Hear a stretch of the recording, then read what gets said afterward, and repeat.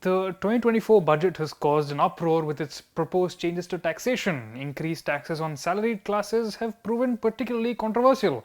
With the annual headache of IT returns looming, I got to thinking, how did taxes in medieval India work? It turns out that the problem of limited state capacity and public services, of inordinate taxation of the middle classes, and tax avoidance by the super rich are not exactly new in India. Perhaps the most famous pre-modern South Indian state, the Chola Empire, struggled with exactly the same issues. First, how much do we actually know about medieval taxation? Not a lot, and there's debate about whether tax is even the right word for it. After all, medieval courts were not modern nation states. They didn't have professional bureaucracies, and they had no constitution, no legally binding commitment to provide their subjects with anything. The Cholas, for example, occasionally constructed clinics and schools, but primarily in elite Brahmin settlements. Historian Kesavan Veluthat, in The Political Structure of Early Medieval South India, suggests that rent is a better word. A king's subjects were expected to pay him a share of all that they cultivated and earned, simply because he was the king, who maintained divine order and kept anarchy at bay. The mainstay of all pre-modern states was land revenue, and their scholars had many ideas on how to tax land. The writers of the Manusmriti, for example, ordained that a sixth of the harvest must come to the king. While many kings claim to follow the laws of Manu, the only way to verify this is to actually look at tax records, which were written mostly on palm leaf and haven't survived in most of India.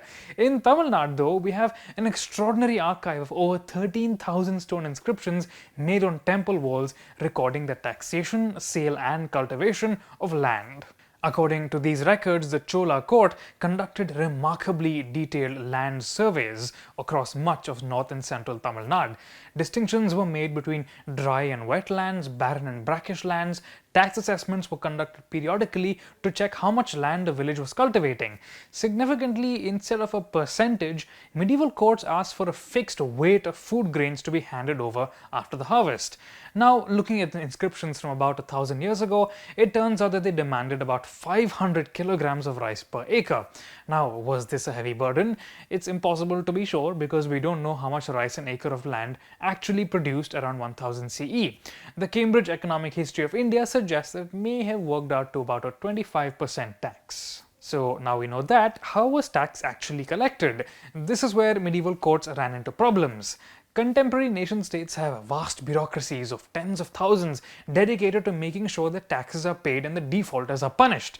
Historian Y. Subarayulu in South India under the Cholas studied inscriptions to understand the Chola bureaucracy. He found that around 1060, about 100 officials worked for the Chola Land Revenue Secretariat, and this was the maximum number it ever reached. Some remained attached to the court, collecting and auditing records. Others moved around the countryside, conducting surveys and reaching agreements with villages about taxes due. But even 100 officials couldn't supervise the collection of thousands of tons of rice every year. Their solution was to rely on local grandees for tax collection.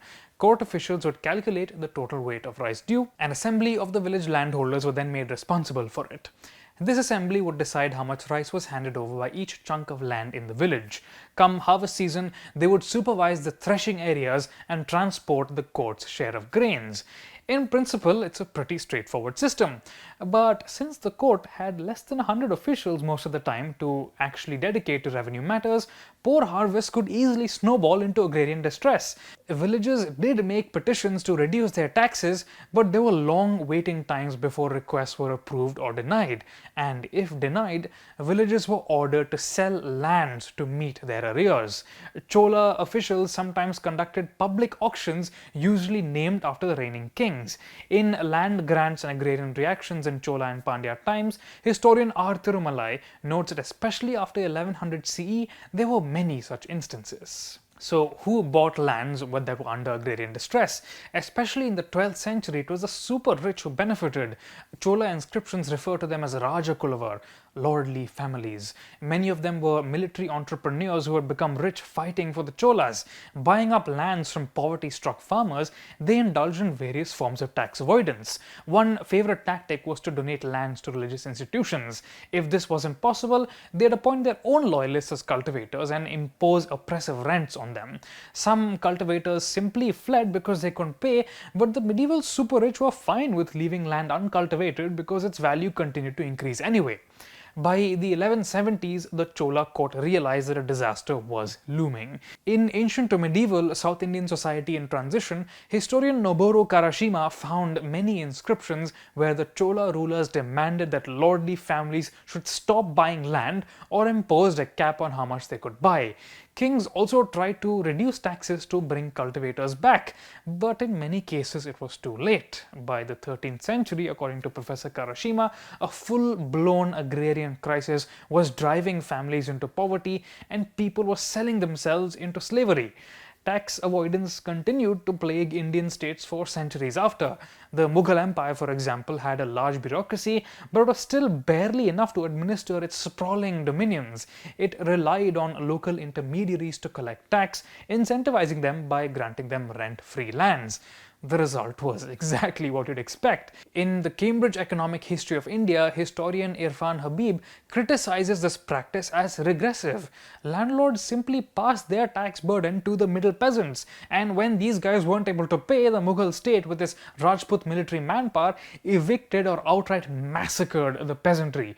Worsening the situation was what Habib describes as an extremely regressive jizya tax on non-Muslims, which amounted to a month's wages. The Mughal bureaucracy collected vast amounts of tax for courtly luxury, but all this didn't translate into agrarian plenty. It just created a class of rich landholders who eventually dominated the countryside and undermined the state. The grand sweep of Indian history reveals that bargaining with the super rich helps states in the short run but inevitably ends up oppressing middle class taxpayers. This creates a situation where a wealthy class determines the fortunes of the majority of the population. As inequality worsens in India today, are we seeing history repeat itself? If you have questions or comments, we'd love to hear them. Follow us everywhere on social media. You can find me on Instagram at Anirudh and on Twitter at Kanisetti.